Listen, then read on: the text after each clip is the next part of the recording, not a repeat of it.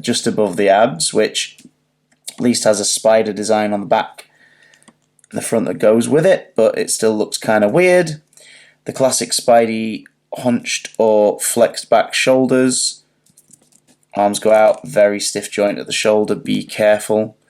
Upper arm twists, very stiff, and I think it's the material they're using here.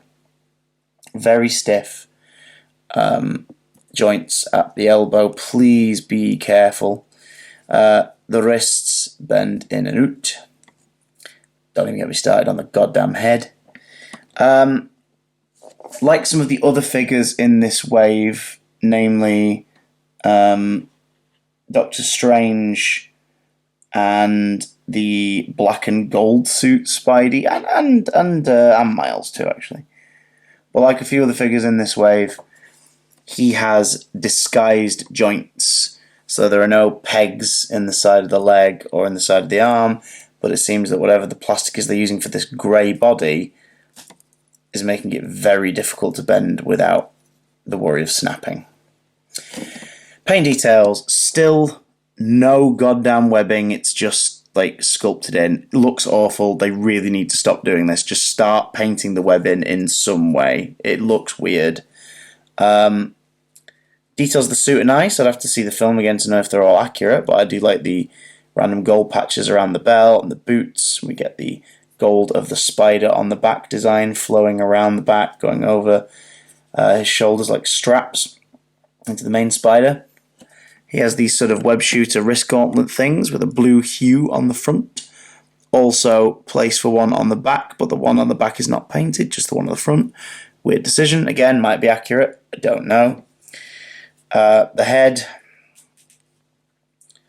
head can go to hell for all I care. I'm so annoyed about that. Some paint bleed over on the eye lenses. So again, another Spidey in this wave with paint bleed on the eye lenses.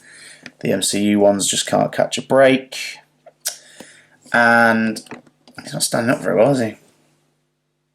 His spare hands give you a little bit more look at the detail on the gloves because they are web hands. You've got the different segments at the wrist, the pure red, the black webbing design on the fingers.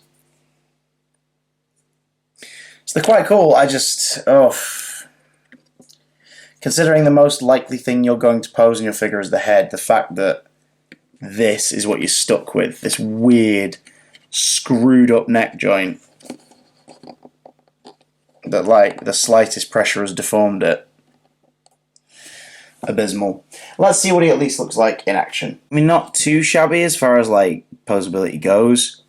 Standard Spider-Man MCU stuff from Marvel Legends at this point, but that head has really soured it. The neck joint has really soured this figure for me. And that sucks, man.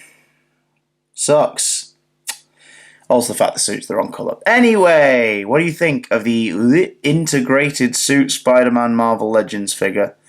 Do you like it? Can you put up with the neck? Let me know in the comments below if you want to fund future toy reviews and hopefully help me get something exciting that doesn't annoy me. You can go to the Amazon wishlist link in the description below, buy me something, get a shout out. You're under no obligation to do that, of course. I will review toys I'd buy if I think they're worth doing a review of. But you could also help me out by just liking and sharing the video if you think others would enjoy it. If you think other toy fans would get a kick out of this or find it useful information for stuff they want to buy. Like how I don't recommend buying this figure. Next time we will be taking a look at Armadillo, the Build-A-Figure from this wave in its entirety, and reviewing the whole wave as we go. I'll be picking the best and worst figure. Wonder which one's a contender for the worst. I'll see you next time. Ooh.